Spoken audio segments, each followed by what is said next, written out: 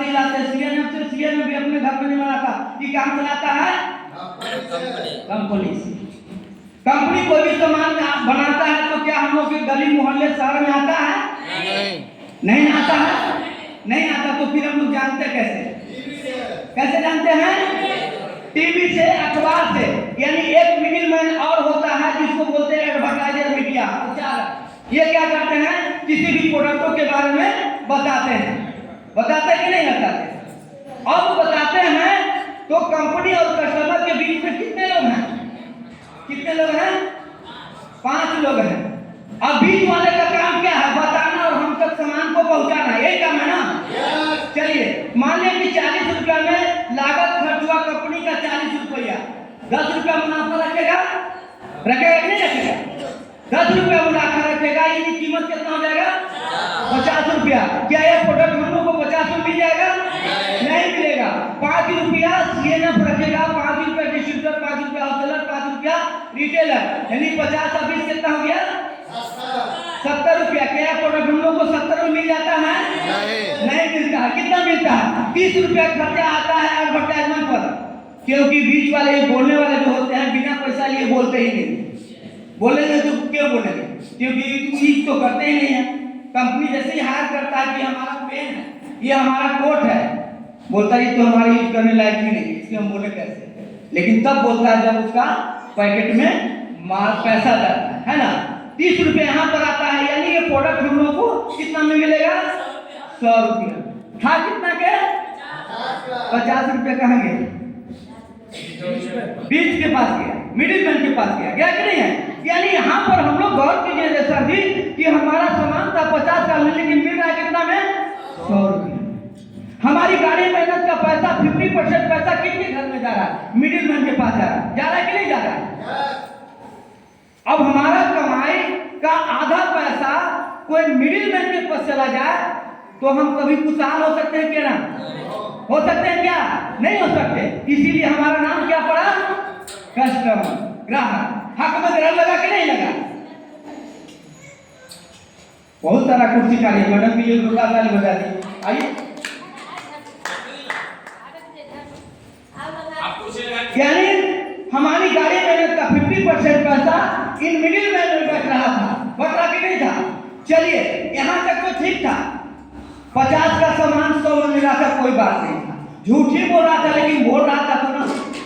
बोलने से फायदा यह होगा कि जो मुंह धोने का काम था वो मुंह धोने में काम आया, और लगाने का काम जो था मुंह में लगा, है ना? नहीं तो नहीं पता था तो फिर हो सकता कि लगाने वाला खाने में यूज कर लेता और खाने वाला लगाने में यूज कर लेते।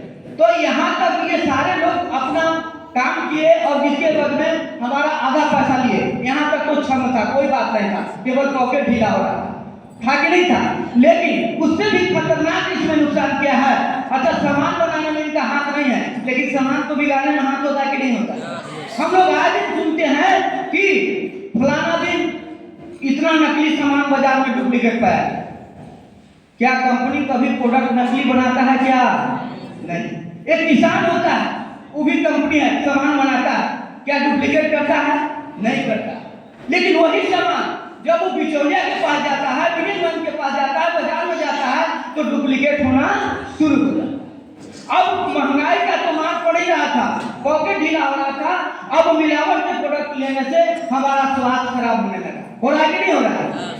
हर दिन हम लोग सुन रहे हैं बाजार में नकली सामान पकड़ा गया, 3 करोड़ का पकड़ा गया, 4 करोड़ का पकड़ा गया, मसाले में मिलावट, दाल में मिलावट, टूथपेस्ट में मिलावट, दूध में मिलावट। ये आगे सुन रहे हैं कि नहीं सुन रहे हैं? तो ये डुप्लीकेट का हुआ। तीसरा, हम लोग कोई भी सामान खरीदारी करते हैं तो क्या पक्का बिल मिलता है? नहीं मिलता है। ये सभी कर सहित अधिकतम मूल्य इतना रुपया लिखा रहता कि नहीं लिखा रहता? लेकिन फिर भी हमको पक्का बिल नहीं मिलता है। यहाँ यानी कि यहाँ पर टैक्स की चोरी हो रही। 3 डिमेरिट, पहला महंगा, दूसरा मिलावट, तीसरा टैक्स की चोरी। ये 3 तरह के डिमेरिट पाया गया।